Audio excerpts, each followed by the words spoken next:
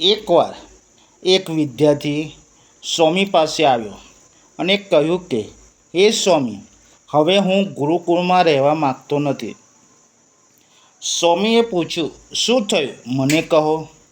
પછી વિદ્યાર્થીએ સ્વામીને કહ્યું કે, આ ગુરુકુળમાં બધા ખરાબ અને ઝેરી છે.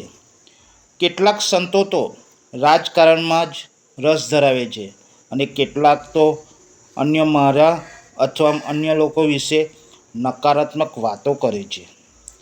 કેટલાક સંતો તો પોતાનો આખો દિવસ ફક્ત ગપસપમાં જ વિતાવે છે. મને લાગતું નથી કે હું આ ગુરુકુળમાં આધ્યાત્મિક જીવનનો અભ્યાસ કરી શકીશ. ત્યારે સ્વામી કહે છે, ઠીક છે, હું તમને જવાની રજા આપીશ, પણ જતાં પહેલાં છેલ્લી વાર તમારે મારા ઉપર ઉપકાર કરવો પડશે. વિદ્યાર્થીએ કહ્યું, મને કહો સ્વામી, હું તમારા માટે શું કરું? સ્વામીએ એક ચમચી પાણી લીધું અને વિદ્યાર્થીને આપીને કહ્યું કે, તમારે આ પાણી ગુરુકુળની આસપાસ લઈ જવું જોઈએ અને એને તે મારી પાસે લાવવાનું રહેશે. વચ્ચે રસ્તામાં પાણીનું એક પણ ટીપું પણ પડવું ન જોઈએ. જો આવું શક્ય બનશે તો હું તમને ગુરુકુળ છોડી જવા દઈશ, નહીં તો તારે આ ગુરુકુળમાં રહેવું પડશે. વિદ્યાર્થીએ સ્વામી પાસેથી પાણીની ચમચી લીધી અને સંપૂર્ણ ધ્યાન કેન્દ્રિત કરી એક પણ ટીપું ન પડતા ગુરુકુળની આસપાસ ફર્યો. થોડા સમય બાદ વિદ્યાર્થી સ્વામી પાસે ખુશ ચહેરા સાથે આવ્યો અને કહ્યું, તમે જે કહ્યું તે મેં કર્યું. હવે હું ગુરુકુળ છોડીને જઈ શકું છું. ત્યારે સ્વામી કહે છે, ઠીક છે, તમે જઈ શકો છો, પરંતુ તમે જાઓ એ પહેલાં મને એક વાત કહો. જ્યારે તમે ચમચી પાણી લઈને ગુરુકુળની આસપાસ ફરતા હતા ત્યારે શું તમને કોઈએ રાજકારણ વિશે વાત કરતા સાંભળ્યા? શું તમને અન્ય સંતો વિશે ગપસપ કરતા સાંભળ્યા?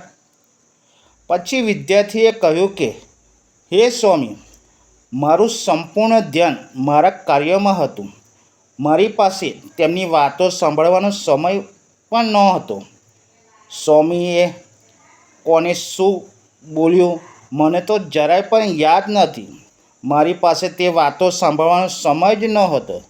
ત્યારે સ્વામી કહે છે, યાદ રાખજો, તમે આ દુનિયામાં જ્યાં પણ જાઓ છો તો તમને તમારી આસપાસ તમારા વિશે બોલનાર, તમારી વિશે નકારાત્મક વાતો કરનાર લોકો તો મળશે, પરંતુ તમને પોતાના કાર્યમાં ધ્યાન કેન્દ્રિત કરવાનું હોય છે.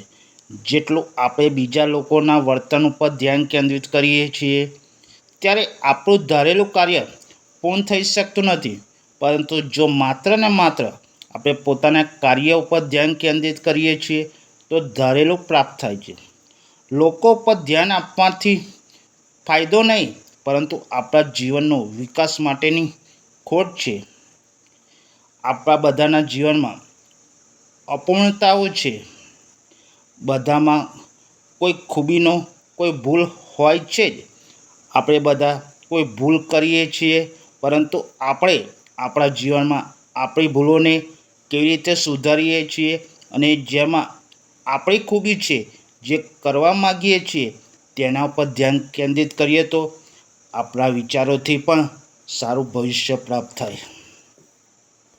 આ વિડીયોને તમારા પરિવાર મિત્રોને શેર જરૂરથી કરજો. જય શ્રી કૃષ્ણ, જય શ્રી સ્વામિનારાયણ.